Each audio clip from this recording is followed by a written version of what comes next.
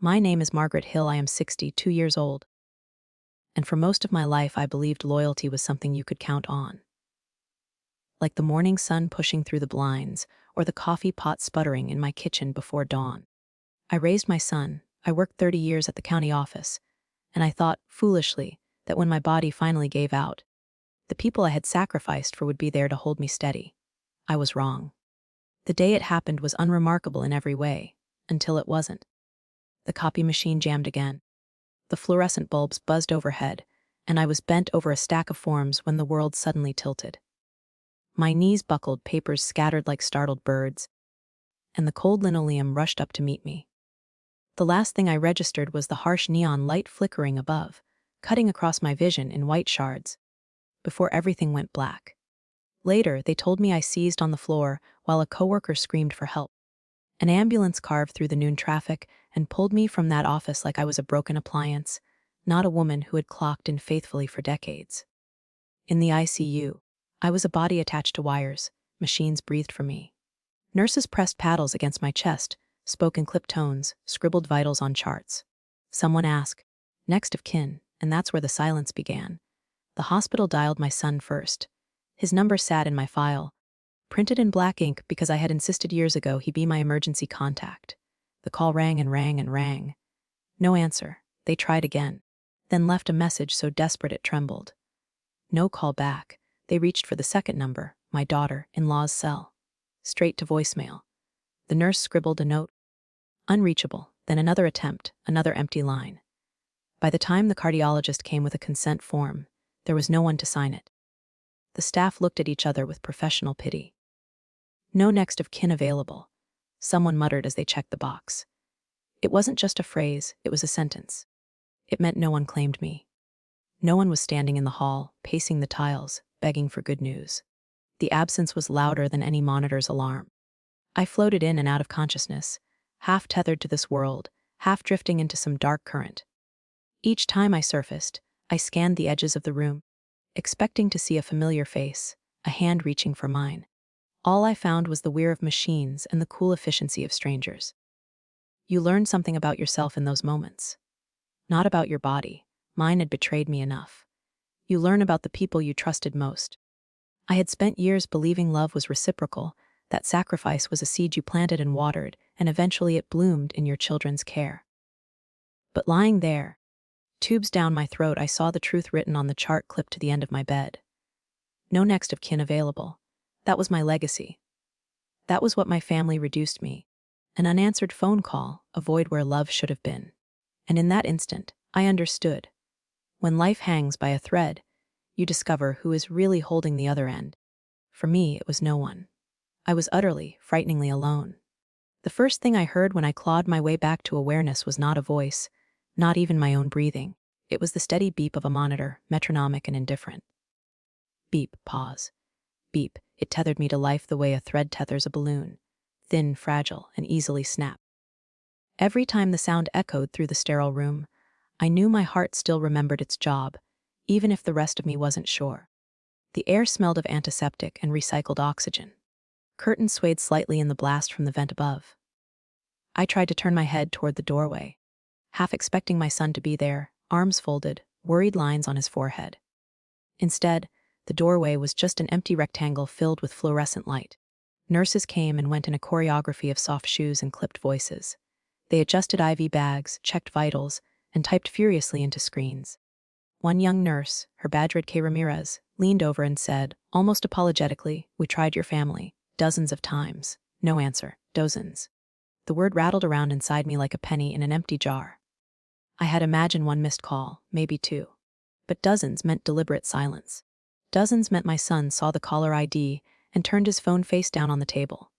My daughter-in-law probably rolled her eyes and said, "Don't pick up. It's the hospital again." The nurse hesitated, then added, "We couldn't wait." Someone had to sign off on the procedure. A chill spread through me, colder than any IV drip. "Ooh," I croaked, my throat sandpaper from the intubation. She looked at the chart, then back at me. "A colleague from your office, Mr. Jenkins. He came down when the ambulance called him as an emergency reference." For a moment, I thought she must be mistaken. Jenkins was the man who ate tuna sandwiches at his desk and barely looked me in the eye at staff meetings. We'd exchanged pleasantries, nothing more. And yet, when the line between life and death blurred, it was his pen that drew me back across. The betrayal sank in slowly, like ink bleeding through paper.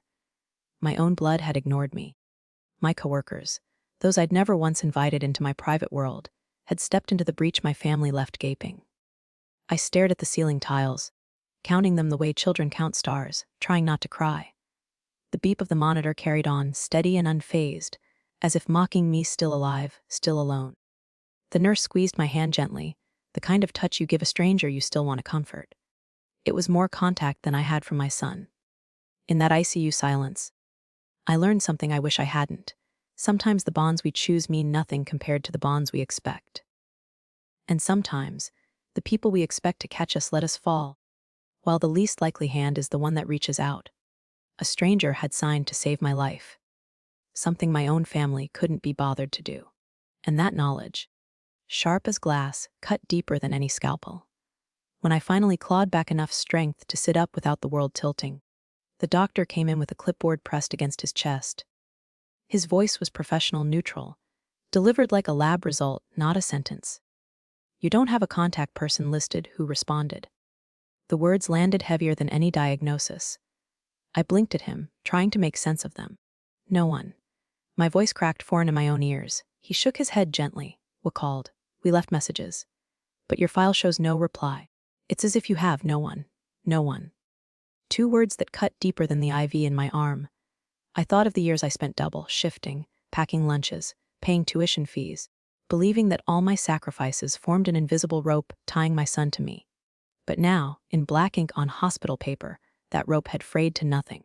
When the nurse set the folder on my bedside table, curiosity wrestled with dread. I pulled it open with trembling fingers. There it was, clear as daylight, next of kin Daniel Hill-san. Below it, a notation contacted multiple times. No response. I traced the letters with my fingertip, as if touching his name would conjure him into existence. Daniel, my boy who used to run down the front steps barefoot, clutching his baseball glove, yelling for me to watch. Daniel, who once cried into my blouse when he broke his arm, begging me not to leave his side. And Daniel, now a grown man, who let his phone ring and ring while my heart faltered in a sterile ICU room. A memory jolted me. A legal form we had filled out years ago after my husband died. The lawyer had slid a stack of papers across the oak table, and among them was one labeled medical power of attorney. I signed, proud to name my only son. I thought it was an act of trust, of love. He would carry the weight if I could not.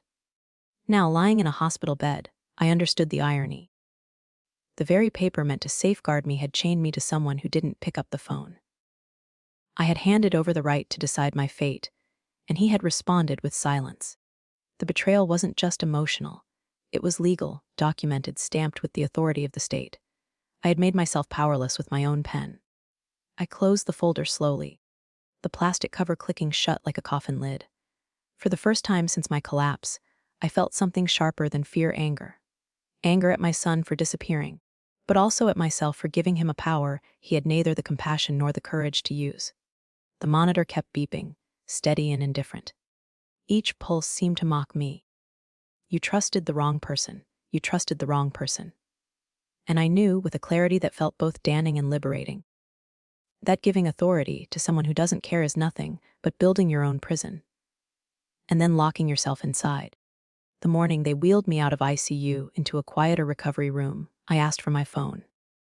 My fingers shook as I pressed Daniel's number, the digits so familiar I could have dialed them blindfolded. The screen lit, rang once, twice, 3 times, then flatlined into voicemail. I hung up before the beep. I tried again. Same result.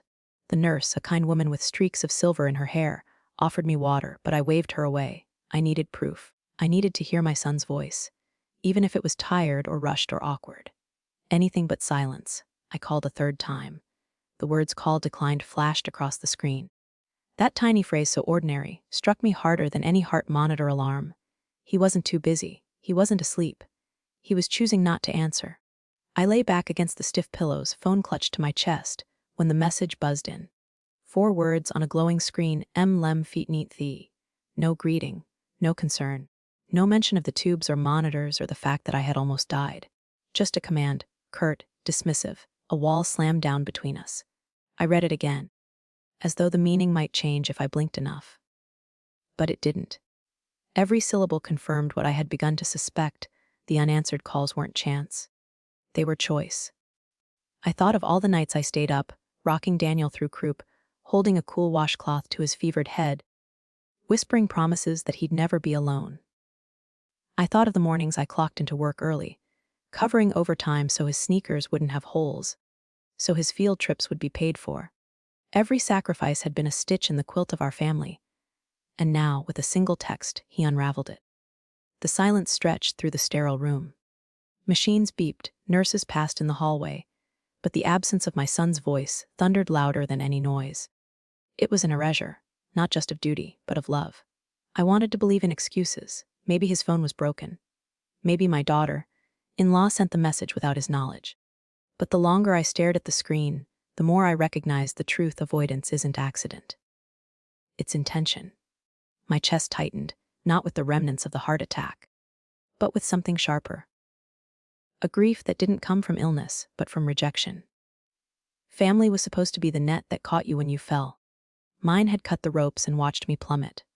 The phone lay heavy in my palm, a device meant to connect but now only confirming distance. I placed it face down on the tray table and closed my eyes. In that moment, I realized that the silence of those you love most can wound deeper than any scalpel. Illness hurts the body, but deliberate silence, deliberate abandonment, scars the soul.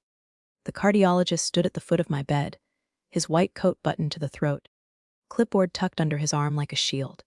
His eyes were steady but urgent. "We need to operate," he said. "Your arteries are blocked. Without intervention, you could face another collapse." My pulse quickened, not from the illness, but from the words that followed. "We need the consent of your medical power of attorney before we proceed." I felt the air leave my lungs as if he had punched me. The words had weight because I knew exactly what they meant. Daniel, the son who didn't answer calls, the one whose wife told me not to bother them. He was the one with the pen, the one the law recognized even as my heart faltered. "I can sign," I rasped, reaching for the clipboard. The doctor shook his head. "I'm sorry, Mrs. Hill. It has to come from your designated proxy. That's the law." The nurse explained that they had already tried, called, left messages, even contacted his workplace. No response. The room thickened with silence, the kind that squeezes the ribs until you can't tell whether it's grief or fear. I closed my eyes and remembered the day I signed that form. Years ago, in a lawyer's office that smelled faintly of lemon polish. Daniel had sat beside me, tapping his foot impatiently, eager to leave. "Just sign it, Mom," he'd said, as if granting him the authority over my body was as trivial as renewing car registration. I had signed because I thought love meant trust. Now that trust was a barricade between me and survival. The beeping of the monitor seemed louder, each pulse mocking me. My life was suspended on the decision of someone who couldn't be bothered to pick up the phone. The irony bit hard. The law saw him as protector, but I knew better. The law mistook biology for loyalty. The nurse hovered with sympathetic eyes, whispering that they could sometimes proceed under emergency doctrine, but only if things worsened. Until then, I was a patient trapped not by illness, but by paperwork. I wanted to scream, to tear out the IV, to shout Daniel's name into the void, until he was forced to hear me. Instead, I lay there, every heartbeat a reminder that my fate belonged to someone else's silence. I thought about how many mothers had done the same, handed over power out of love, only to find themselves abandoned when it mattered. What use is a signature if the heart behind it is absent? The doctor sighed, tucking his pen into his pocket. "We'll try again," he promised, but his tone was flat, the promise hollow. I stared at the ceiling tiles, counting the cracks. Each one felt like a tally mark against my misplaced faith. And I understood bitterly that the law can recognize authority, but it cannot manufacture compassion. Paper may dictate decisions, but paper cannot love you back. When I opened my eyes again, the first thing that hit me was the sharp tang of antiseptic. It clung to the back of my throat, metallic and sour, the kind of smell you can taste. The room was quieter than the ICU had been. No frantic footsteps, no shouted orders, just the steady hum of an air vent and the occasional drip from an IV line. I realized I was still alive, though I wasn't sure if that counted as triumph or accident. I turned my head toward the doorway. half expecting Daniel's broad shoulders to fill it. Maybe he would be holding flowers from the gift shop, or maybe just an apologetic look. Something to remind me I hadn't been completely erased from his world. But the doorway stayed empty. The hallway beyond bustled with strangers heading to visit their own loved ones. None of them were mine. The chair beside my bed sat vacant, its plastic arms untouched. I stared at it until my vision blurred, as if sheer willpower might conjure my son into existence. Still nothing. The nurse who had been kind to me before, Ramirez, came in with a tray, checked the monitor, and smiled in that professional, practiced way nurses do. But then her voice lowered, softened into something human rather than clinical. "You should think carefully," she said, almost whispering, "about who really cares for you." Her words startled me. They weren't in the script, not the usual "how are you feeling" or "let's get you walking." They were an intrusion, but a necessary one. "Excuse me?" I asked, though I'd heard her perfectly. She adjusted my blanket, her eyes never leaving mine. "When it matters most. The people who show up tell you everything you need to know."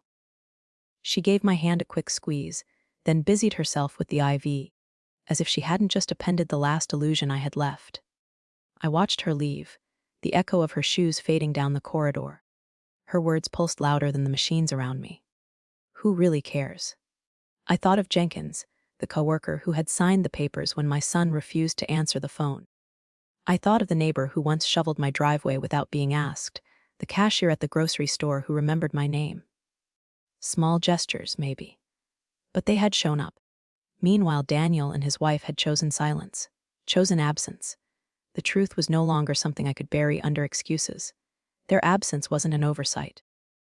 It was a decision. I looked at the empty chair again, and this time I didn't wait for it to fill. I let the hollowness be what it was, proof. And with that proof came a clarity I hadn't felt in years. The nurse's quiet reminder cracked something open inside me. If my own blood could not stand beside me when I hovered between life and death, then maybe it was time I stopped writing them into the story of my survival. That small thought, whispered in a sterile recovery room, was the seed of a decision that would change everything. The first steps were the hardest, not because my legs had forgotten, but because my spirit had. A physical therapist clipped a belt around my waist, steadying me as I shuffled into the hallway. My hospital gown hung loose. My slippers scuffed against the tile, and every breath burned like it might be my last. The corridor smelled of bleach and overcooked cafeteria food, an odd mix that reminded me just how far from home I really was. We passed other patients, each tethered to IV poles like reluctant dance partners. Some leaned on spouses who whispered encouragement. Others had children holding their elbows, faces tight with worry but present nonetheless. I saw fingers laced together, small acts of touch carrying more power than any prescription. My hand reached instinctively toward the space beside me, empty. No son walking with me. No daughter-in-law balancing my pole, no family trailing behind to cheer each shaky step. Just me, the therapist, and the faint echo of loneliness clanging louder than my IV wheels. When I paused to rest near the window, I caught sight of my reflection in the glass, a gray-haired woman with hollows where her strength used to be. I studied her like she was a stranger.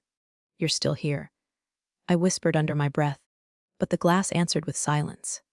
As we turned back toward my room, envy coiled in my chest. Not envy of their health, some looked worse than me, but envy of their company. Every smile, every touch of reassurance was a reminder of what I didn't have, and perhaps never truly had. It was then my thoughts shifted, unbidden, to the house. The old clapboard place I had scrubbed and repaired through storms and winters. The one I had kept afloat with overtime paychecks and second-hand tools. Daniel had grown up in those rooms, slamming doors as a teenager, sprawling on the couch as a man. He and his wife had spoken of it as if it were already theirs. "When Mom's gone," I had overheard once, "we can remodel the kitchen." The memory bit like frost. I realized, walking back down the antiseptic hallway, that they weren't waiting for me to get better. They were waiting for me to be gone. My recovery, my survival, meant little compared to what I held in deeds and bank accounts. That truth landed heavier than the weight of my own body leaning on the therapist's arm. The people who should have cared most about my breath, my steps, my heartbeat, cared only about the walls I lived in and the savings I had scraped together. Back in my room, I eased into the chair by the bed, sweat dampening my gown. The therapist smiled, praised my progress, and left. I sat alone, the silence folding around me like a shroud. And I understood then with aching clarity. They weren't waiting for my hand to steady, or my heart to heal. They were waiting for the inheritance they believed already belonged to them. To them, my life was an obstacle. To me, it was all I had left. I asked for the paperwork on a Tuesday afternoon, my voice still thin from the oxygen tube, but steady enough to surprise the nurse. She hesitated, as though she wasn't sure a patient in a faded gown had the right to make demands. But after a pause, she returned with a slim folder, the hospital's seal pressed into the corner. The folder felt heavier than it should have, as if years of my life had been bound up between its pages. I carried it to the small rolling table beside my bed, placed it carefully as though it might break. When I opened the cover, the first page stared back at me in stark black letters, next of kin Daniel Hill Son. The name appeared again and again, across consent forms, emergency contacts, legal notations. Each line seemed to shout at me, he is the one we trust. He is the one we called. It didn't matter that the phone had rung in vain, or that I had lain gasping while strangers made choices in his absence. On paper, Daniel was still my advocate. I traced his name with my finger, the letters almost mocking. Once, it had been a name that meant comfort. Daniel had been the voice that cried out in the night, the hand that reached for mine on the first day of kindergarten. Now, it was a name written in ink but empty of action. I flipped to the section on medical directives, and there it was. The form I had signed all those years ago. My signature at the bottom, his at the top. Medical power of attorney. A chain of authority I had forged myself, thinking it would keep me safe. I felt suddenly foolish, like a woman who locks her doors but hands the keys to someone who has already moved away. A sharp thought cut through the fog of self. Pity, nothing bound me to this. Not really. Paper could be rewritten. Signatures could be replaced. The law might have named Daniel my decision-maker yesterday, but today I was still alive. And being alive meant I still had the power to change the story. For the first time since my collapse, my chest swelled with something close to strength. It wasn't oxygen or medication. It was resolve. I didn't have to accept abandonment as my fate. I didn't have to leave my survival, or my legacy, in the hands of people who treated me like a nuisance. The folder remained open on the table, the pages fluttering slightly as the vent above pushed air into the room. Each shift of paper seemed like an invitation, a reminder, and I realized, staring at those documents, that real power doesn't belong to the names written in boxes or the family who refused to answer the phone. It belongs to the one still breathing, still able to hold a pen, still able to decide. Power belonged to me, and for the first time I intended to use it. The folder felt heavier with every block I passed, tucked under my arm like contraband. By the time I reached the law office, a brick building wedged between a bakery and a nail salon, my palms were damp. The brass handle on the door was cold, and for a moment I almost turned back. But then I pictured the empty chair by my hospital bed, the unanswered calls, the text that dismissed me like a telemarketer. My spine stiffened. I pushed the door open. Inside, the office smelled faintly of coffee and paper ink. Certificates lined the wall, framed with pride, while rows of manila files sat in neat stacks on a polished oak desk. Behind it was Mr. Aldridge, a man in his late 50s with kind eyes that nevertheless scanned me the way a doctor might, gauging strength, reading between the lines. I laid the folder down in front of him, my hands trembling. "This is everything," I said, my voice more brittle than I wanted. "All the documents. All the signatures. It says my son is my medical power of attorney." He adjusted his glasses, flipping through the papers methodically. "Yes," he said, tapping the line where Daniel's name appeared. "It's all in order." My throat tightened. "That's the problem," I whispered. "He never came. He never even answered the phone. I almost died with no one at my side. And yet, I jabbed a finger at the page. On paper, he's still the one who decides if I live or die." The room went quiet except for the hum of the ceiling fan. I finally asked the question that had burned in me since the hospital. Is there any way to undo it? To take back what I gave him? Mr. Aldridge set the folder down and folded his hands. For a long moment, he simply studied me, as though weighing the cost of his answer. Then he nodded. "Yes. If your designated agent has failed in their duty of care, if they abandoned you in a medical emergency, you have every right to revoke and reassign. The law doesn't force you to remain powerless. I exhaled shakily, a sound halfway between relief and sorrow. All this time, I had imagined myself trapped by my own signature. Yet here he was, telling me a different truth. Abandonment breaks more than hearts. It breaks contracts. He slid a fresh form across the desk, the edges crisp and unmarked. All it takes is this, he said gently, pushing a pen toward me. One new signature. I stared at the blank line waiting for my name. My hand trembled as I picked up the pen, not from weakness this time, but from the weight of choice. The last time I'd signed, it was with blind faith. This time, it would be with clarity. And in that quiet office, beneath the whir of a ceiling fan and the scent of fresh ink, I understood something I'd never considered before. Sometimes justice doesn't arrive in a courtroom or from a judge's gavel. Sometimes it begins with a single stroke of a pen, rewriting not just a document, but the very terms of your life.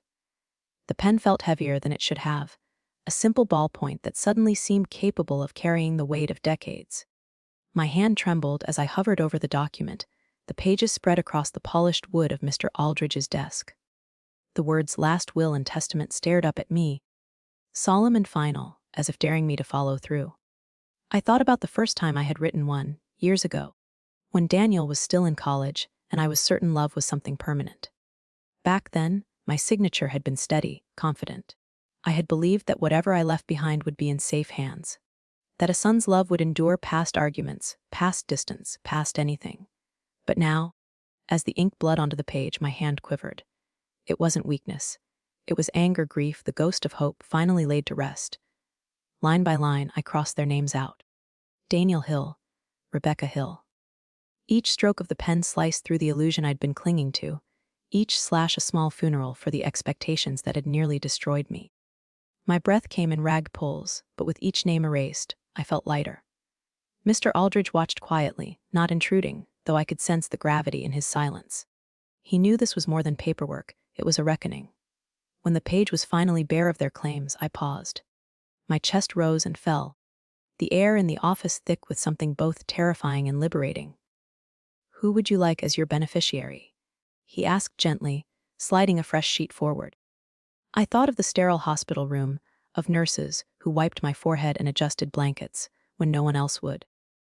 I thought of the young resident who had stayed late, just to make sure I was stable, the physical therapist who coaxed me through my first faltering steps.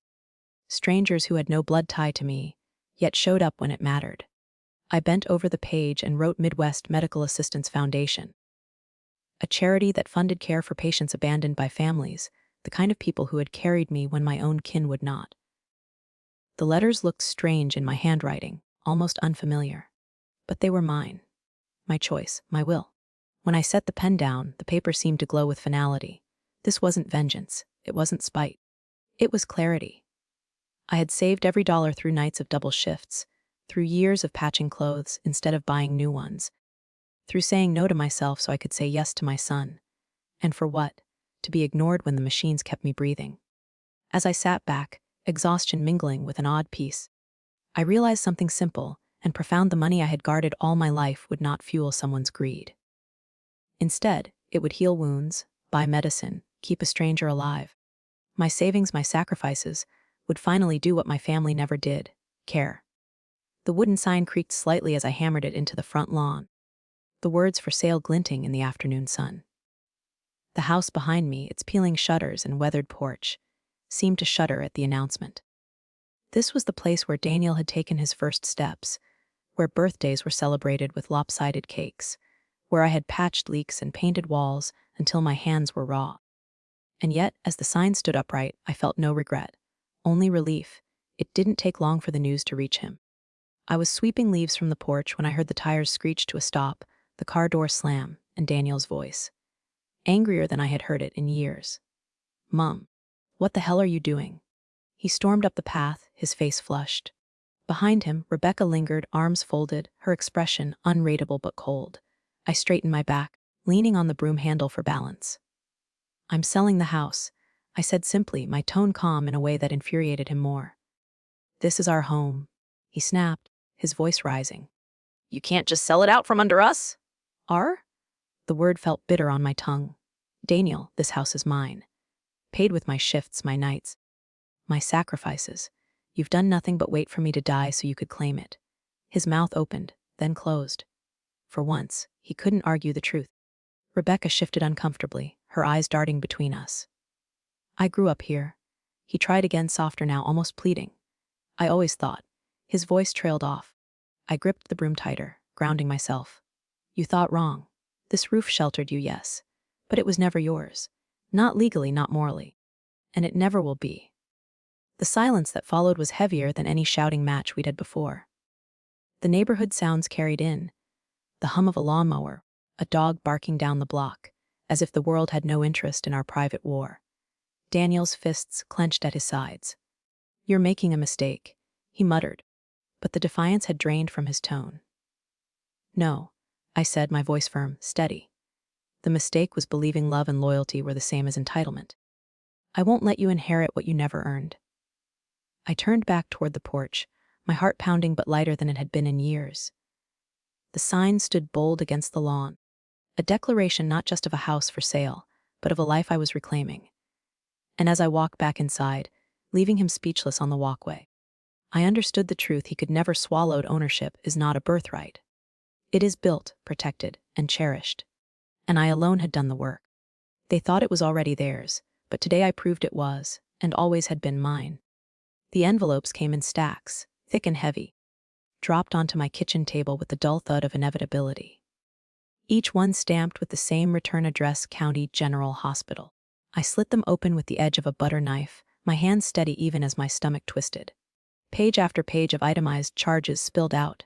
Ventilator use, cardiology consults, ICU bed, anesthesia, recovery unit.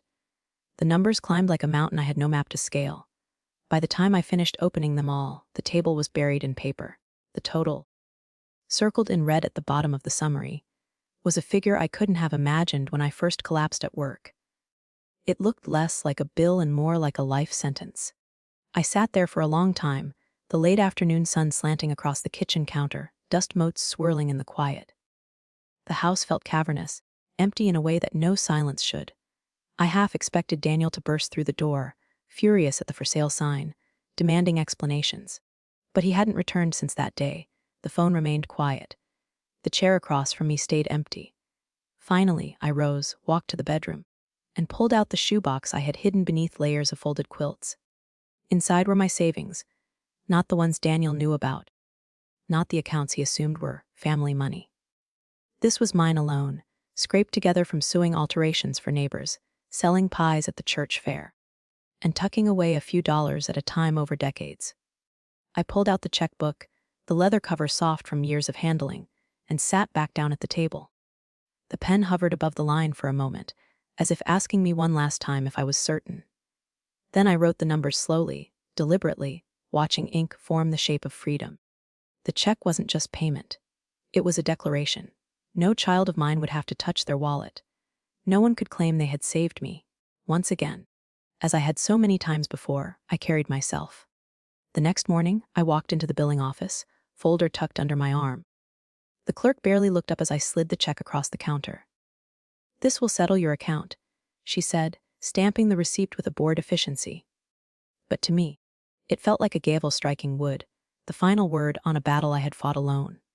As I stepped back into the sunlight, the weight lifted, not of debt, but of dependence. I didn't need Daniel's money, his approval, or his presence.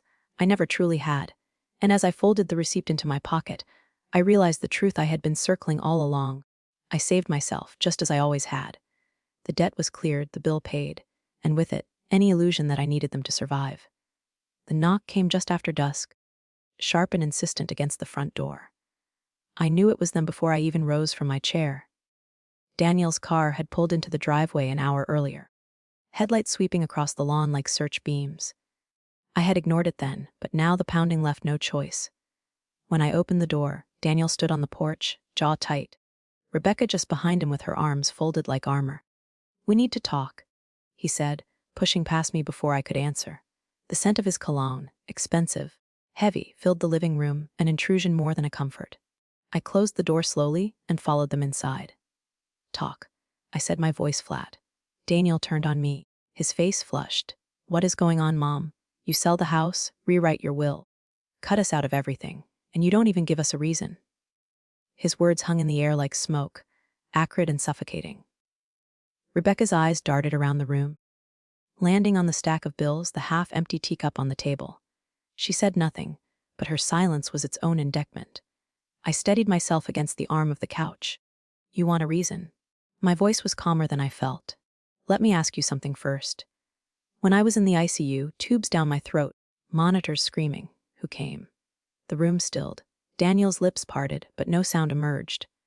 Rebecca looked down at her manicured nails, tracing the edge of her ring. The silence stretched, a chasm between us deep and wide. I took a step closer, my voice rising. Who answered the phone when the hospital called? Who signed the forms that saved my life? Still no answer. Just the hum of the refrigerator in the kitchen, the ticking of the clock on the wall. Their silence was louder than any confession. The truth was there, naked and undeniable. They hadn't come. They hadn't answered. They had chosen absence over presence, indifference over duty. I felt a tremor run through me, not weakness, but clarity. You want to know why? I said, meeting Daniel's eyes, daring him to look away. Because in that room, in that moment, I understood something no inheritance can erase. Family isn't who waits for your will. Family is who shows up when you're dying. Daniel's shoulders sagged, the fight bleeding out of him. Rebecca shifted uncomfortably, as if she wished she had never come. Neither of them spoke, and I realized they couldn't. There was no excuse, no apology that would cover the wound they had carved. I turned away, the conversation already finished. They had wanted answers, but the silence between us was answer enough. And as I sank back into my chair, listening to the door click shut behind them, I knew this truth with a finality that no words could undo. Abandonment cannot be explained away. There are no sentences strong enough to stitch over that kind of absence. The notebook was older than Daniel, its spine cracked, the cover worn soft from years of being pressed into my palms. I had carried it through moves, floods, and even the fire that once sinned the edge of our kitchen wall. I'd used it to track grocery lists and suing orders, but on nights when worry kept me awake, it became something else, a ledger of sacrifice. I opened it now at the kitchen table, the light from the single bulb overhead spilling across the faded pages. The ink was smudged in places, but the words were still legible, stubborn as scars. I traced the entries with my fingertip, each line a breadcrumb trail of the life I had built. Paid Daniel's tuition with second job. Skipped rent check, caught up next month. Stayed awake 3 nights when he had pneumonia, missed work, nearly lost my job. Sold wedding ring to cover his textbooks. Drove 12 hours straight to bring him home after the accident in college. The list went on and on, each entry proof of 1,000 small deaths I'd endured so that he could live unburdened. The pages carried my exhaustion, my love, my stubbornness. And yet, as I flipped toward the back, the entries grew sparse. The years after his marriage filled only with fragments, helped with down payment for their condo. Paid hospital bill when Rebecca's appendix ruptured. After that, silence. Just as he had gone silent when the hospital called for me. I took the pen in my hand, its weight oddly comforting, and turned to the very last page. My breath came slow, deliberate. Then I wrote the day I almost died. They did not come. The words stood alone, stark and immovable. They seemed to pulse on the page, heavier than all the others combined. I read them again, letting the truth settle. This was no longer just a ledger. It was evidence. Not for a court, not for the world, but for me. A record that proved what my heart had resisted admitting. Their absence was not an accident, but a choice. I closed the notebook gently, the sound of its covers pressing together like the shutting of a door. A final tally had been made. Not in dollars, but in devotion, and the balance was clear. I had given everything. They had given nothing. I placed the notebook back in the drawer. Beneath the stack of utility bills and clipped coupons, its presence both hidden and undeniable. The act felt ceremonial, as though I'd sealed away not just paper, but the last illusions of motherhood I had clung to. And as the quiet of the house pressed in, I realized something that no legal document could have captured. Memory can cut deeper than contracts. A signature fades with time, but a ledger of sacrifice and betrayal etches itself into the bone. The keys jingled lightly in my palm. 3 small pieces of brass on a ring, but to me they felt like freedom. I stood outside the new apartment. A modest one. Bedroom with peeling paint on the stairwell and a mailbox that stuck when you pulled too hard, and smiled for the first time in months. It wasn't grand, not the sprawling house with a porch swing and Daniel's height mark still etched into the doorframe. But it was mine, entirely mine. The landlord had left the place freshly painted, the faint smell of latex still hanging in the air. The walls were blank canvases, waiting for me to claim them with framed photographs, or maybe nothing at all. I didn't need much anymore. Just quiet, a window with morning light, and a kitchen big enough for tea. As I slid the key into the lock for the first time, footsteps echoed up the hallway. I turned, already knowing who it was. Rebecca appeared, her hair immaculate as always, though her face carried a hint of desperation that no makeup could cover. "Mom?" she said breathlessly, reaching me before I could close the door behind me. "Please, can we talk?" I held the key firmly, letting the metal rest between my fingers. "Talk about what?" Her eyes shimmered, rehearsed tears just waiting to fall.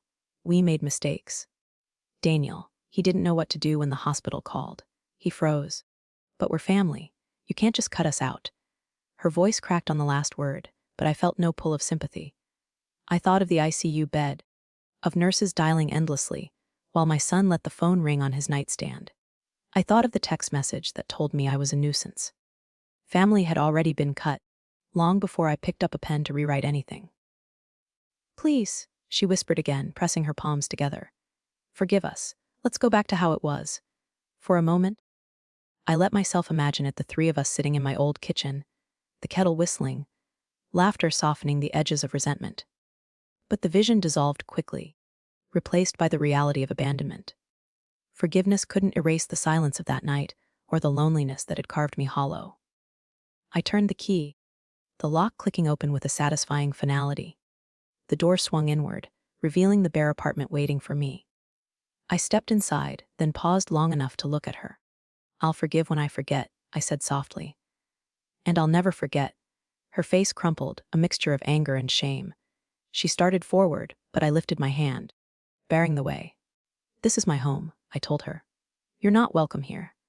Then I closed the door, the latch catching with a clean snap. Silence filled the room, but it wasn't the hollow kind I'd known before. It was full, protective. Mine, and as I leaned against the new walls, keys still warm in my hand, I knew the truth. The apartment might be small, but my heart had no space left for those who abandoned me. The house had shrunk, but my boundaries had finally grown. The flame flickered low, casting long shadows across the narrow kitchen. I had lit the candle not for light but for memory. An old ritual from the years when my husband was still alive. His photograph sat on the table, the frame nicked at the corner, his smile frozen in the same warmth that had once filled this house. I touched the edge of the glass with 2 fingers, the way I might have touched his hand if time had been kinder. "Henry," I whispered, my voice catching. "I did it. I kept us free." The walls of the new apartment still felt strange, but tonight the kitchen belonged to us. There was no echo of footsteps waiting to criticize, no voice demanding answers, no silent phone mocking my hopes. Just the photograph, the candle, and the quiet rhythm of my own breath. I thought about everything it had taken to reach this moment. The collapse at work, the ICU silence, the unanswered calls, the signatures I had once given away without hesitation. All of it had led me here, to a place where I no longer confused blood with loyalty. The kettle hissed softly on the stove, and for once I didn't feel hurried. I poured myself tea, letting the steam rise between me and Henry's picture. I almost lost it all. I admitted to him, but I held on. I kept what mattered. The phone on the counter startled me when it rang, its shrill tone breaking the calm. My chest tightened. Some reflexive part of me still hoped it would be Daniel, apologetic, contrite. But when I answered, the voice on the other end was not my son's. "This is First National Bank," the woman said crisply. "We're calling to confirm the release of your mortgage. Records show the title is now solely in your name. Congratulations, Mrs. Hill." For a moment, I couldn't speak. My hand trembled against the receiver, the words washing over me like absolution. "Solely in your name." I closed my eyes and let the relief settle into my bones. "Thank you," I managed, my voice thick with something between laughter and tears. When I set the phone down, I turned back to Henry's photo. The candlelight danced across his features, making him look almost alive. "Did you hear that?" I murmured. "It's done. No one can take it from me now." Outside, a wind rattled the window pane, but inside I felt steady, rooted. I had thought the locks on doors would be the measure of safety. I had changed them, yes, but what I had truly changed was larger, deeper. They had tried to leave me powerless, assuming the house, the money. Even my choices already belonged to them. But tonight, with the mortgage cleared and the title in my name, I understood the truth. They replaced locks, but I rewrote destiny. My freedom was no longer borrowed. It was paid in full. I have come full circle. Collapsing at work, lying alone in the ICU, signing away the names I once trusted, and finally reclaiming everything that mattered. What I lost in family ties, I found in freedom. What I paid in tears, I earned back in dignity. They thought my silence meant surrender, but it became my strength. Tonight, in a small apartment with one flickering candle, and my husband's photograph beside me, I know I am free. They changed the locks, but I rewrote my destiny. Thank you for listening to my story. This is Telling Story with me. If you've ever carried the weight of betrayal or the quiet strength of survival, share your story below.